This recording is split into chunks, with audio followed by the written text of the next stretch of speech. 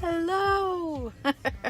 So I am at football because I have 4 boys and they are all in football on 4 different teams. So all weekend I spend sitting around waiting for football. And they have to be here an hour early for to practice, I guess, before the game. So I'm sitting in my car because it's kind of cold today. And the snack bar cheese fries are not going to be open for another 30 minutes, and that's kind of crappy. So anyway, if you're in the hired teachers group, I did a live a while ago, a Facebook live on the assessment and the project classes, but I still get emails every week asking about what they're supposed to do during these assessment or these project classes. So I thought I would kind of repeat a lot of that same information here for you today on my channel. So let's talk first about the assessment classes. So what you will find is in most of the levels, they have assessments twice during a unit. So that would be lessons 5 and lessons 11 are usually assessments. The kindergarten K levels are a little different, but lessons 5 and 11 are going to be assessment classes. With the assessment classes, you want to pay close attention to how many questions the students are going to have for the assessment. And that's going to determine kind of your pacing throughout the lesson. You will see there's assessment and then there is a little project section at the end. They are not doing the project during the assessment. You are just introducing the project and telling them to make sure they bring the materials to the next class. They actually complete the project with you. We're going to talk about that one next.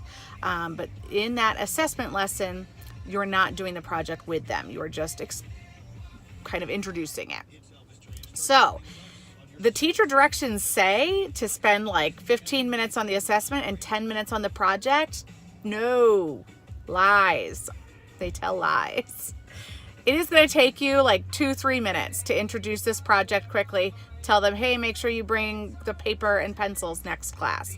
It is not going to take you 10 minutes. If you save 10 minutes at the end, you are going to run out of time really, really quick. So you don't want to do that. So I say give yourself 5 minutes for the introduction of the project and a little goodbye, and make sure you plan to do at least 20 minutes on that assessment, which means you might have to extend. Again, pay attention to how many questions there are. If there's 10, questions, there might be, more slides than that, filler type slides. There's going to be a little game type thing. They might have 3 levels. They might have 5 levels, that they have to pass. So pay attention to that. You can stretch out those game slides. Oh, you passed level 1. Yay. All right, let's go to level 2. You can stretch those out a little bit. You can also stretch out the slides and extend just like you would in the regular class, but do plan on having to do that. Most of the students, by the time they get to that assessment, are going to have a pretty good idea of the content and the materials. So they might move through it quickly. So just be prepared to extend it like you would in a regular class. If Johnny's learning 2 + 2 = 4, and you already did that, I have little blocks that say plus and equals, and I will kind of hold those up. What is it plus? What is it equals? And I'll mix them up and hold them up and make it a game to extend it a little bit. So stuff like that to kind of extend those slides. Then project classes are typically lesson 6 and lesson 12. These project classes, the goal is kind of like a free talk type situation. You're getting them talking, you are getting them communicating about the things that they have learned. You're practicing those real life conversation skills that's really important to the parents, and that's what makes you a real English speaker, just being able to have those real conversations. So that is their goal here. The project classes can be a little bit tricky. They are supposed to bring these materials and you're supposed to do it with the student in class. A couple of situations that come up frequently that make it difficult. Number 1, I often have students who already have the project completed. So they show up and you're all ready to stretch this out. There's usually only like 10, 12, 15 slides in here. You're going to stretch this out to 25 minutes because you're going to work on this project together. It's going to take time to cut. It's going to take time to glue or to color, and they already have it done. If that happens, a couple of things I have found work for me is I generally have them explain what they did. You know, oh, I did a calendar this week. The student had to make a calendar. He came with it already prepared. So I asked him, oh, how did you spell January? How did you spell February? I mean, it took us a while to get through all the months. It took us a while for him to tell me what picture he drew for every month, how many months are there. We stretched it out. I also often have the children help me make one. Oh, you did your project great. Can you help teacher?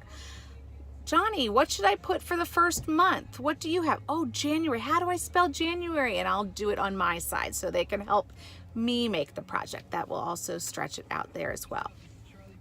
Other situation is if they do not have materials.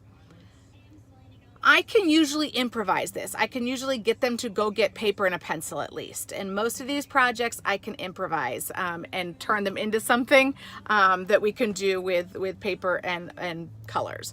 So, you know, maybe they are supposed to cut out and make a snowman. I had a snowman where they had to cut it out and glue it. He didn't have glue or scissors. We just drew it. So we drew the bottom circle. We talked about circles. We talked about squares. We talked about the colors of the scarf and the hat. So you can improvise. Don't feel like you have to go exactly as you're going there. Those slides I use as a guideline, but I'm not real firm on the slides in the project class. Again, the goal is the talking. So whatever we need to do to kind of facilitate that conversation, feel free to kind of adjust it as you need for that student to facilitate that conversation. You're going to have to extend. Be prepared to kind of be thinking about what questions you can ask the student. What was the unit about? So you're making sure that you're hitting those kind of key concepts there in that project class. If you're in the new classroom, that whiteboard is great. You can open up that whiteboard in the interactive classroom and use that. I keep near my desk just the basics, some paper, you know, markers, scissors, glue, tape. That's pretty much any of these projects you can pretty much improvise with that. And whiteboard. A whiteboard, you know, regular dry erase markers and whiteboard are great to have kind of near you. Like I said, that whiteboard in the classroom is also really helpful. That's pretty much my big tips for the assessment project and the project classes. They are my favorite. The project class is my favorite classes to teach, and I'm amazed at how quickly it does go. Once you start getting that student talking, if you kind of have an idea of what that unit was about, you know, things can go quickly. It takes them a while if they are drawing and coloring. That can take them a while. And I've seen a few people talk about different approaches. You know, should we talk while they're coloring their picture? Should we ask questions? I do. I ask questions as they're coloring. If they don't answer me, that's fine. I just talk to myself. Oh, I'm going to draw the snowman with a green hat. What color hat are you drawing right now? Oh, it looks like you're drawing with red. I love red hat. I just talk. The students can go back and rewatch this, you know, watch the lessons again, even though we can't yet. But, you know, it's about facilitating conversation. So I don't want it to be silent. But some people feel like, hey, I'm gonna let them, they want to finish their work. I don't want to interrupt them. That's fine too. I think you have to know your students. Once you get to know them a little bit, you know, each kid's a little different. So whatever works for them. Those are my tips. If you have any questions or if you have any suggestions for the assessment class or the project class, please leave them down below. Sorry that I'm in my car doing this video and I'm holding my camera, so I'm sure it's very shaky. But hopefully this football game is going to start soon, and hopefully the cheese fries are going to be ready soon, because that's really the only reason I come to football games is the cheese fries. Have a great weekend.